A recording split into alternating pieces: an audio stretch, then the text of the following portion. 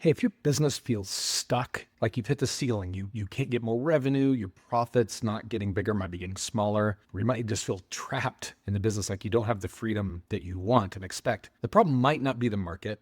The problem might actually be clarity, and it starts at the top. Hey, I'm Ryan, and I love working with quality humans who want to make a big impact. And if that's you, stick around, hit follow, whatever. I'd love to have you come back. So at the top of almost every thriving business, you're going to have two primary seats: a visionary and an integrator. Now, visionary, their job is the future. They're like 1 year out, 2 years out, 3 years out, sometimes more. Like Jeff Bezos at Amazon, he says he's always 2, 3, 4 years out in the future. That's where his mind always is. That's what visionaries do. They think, they dream, and they paint the picture of where the business is going. Now, the integrator is the other side of that coin. Their job is today, this rolling 12-month year. Take that picture that your visionary has painted and make it real. We're talking systems, people, executions, scorecards, the whole nine. But the trap can happen when the visionary checks out or they stop painting the picture. And when that happens, the integrator ends up trying to do both. And when that happens, they actually stop building forward, actually start building backward based on last year's version of the business instead of next year's. And that usually results in a plateau. And that misalignment can trickle down the org chart, because when there's no clarity at the top, when your visionaries kind of abdicated their seat and they're spending their time at the golf course and your integrators trying to do everything, the whole org chart gets stuck with the wrong people in the wrong seats. And by that, there's really three primary questions that every role in the business should be able to answer. One, do they get it? Do they understand the nature of the job that you're asking them to do? Two, do they want to do the job that you're asking them to do? And three,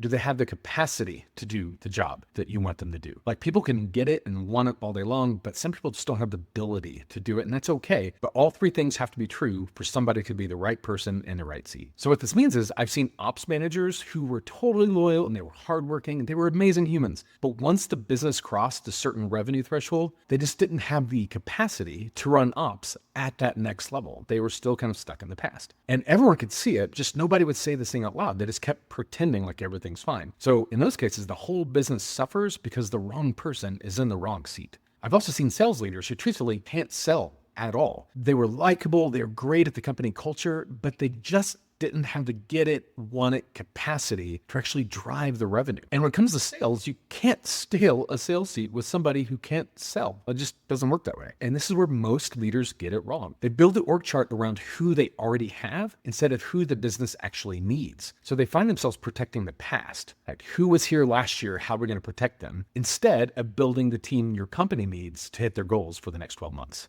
The shift is actually really simple. It's just not easy or comfortable sometimes to do at first glance. You want to strip all the names off your org chart, forget everyone's title, and you have to ask, if we're going to hit these targets in 12 months, what roles do we need to actually pull that off? And only then, once you have clarity in what roles your business needs a year from now, that's where you look at your current people and ask, like, do they get it? Do they want it? Do they have the capacity to do it? Because if any of those are missing, then they're in the wrong seat. And when you have wrong seats, you're gonna stay stuck. It doesn't matter how good the market is or how hard you work. So if you are stuck, if you got stalled revenue, if you got thin margins, if you don't have the freedom you're looking for, it's probably not because you don't want it bad enough. It's because you're running tomorrow's business with yesterday's team. And this is the work I love doing at Eightfold Advantage. I love helping founders and leadership teams get clarity at the top, align roles across the org chart, and actually build the business you're aiming to create. And if this resonates, maybe it's time to talk.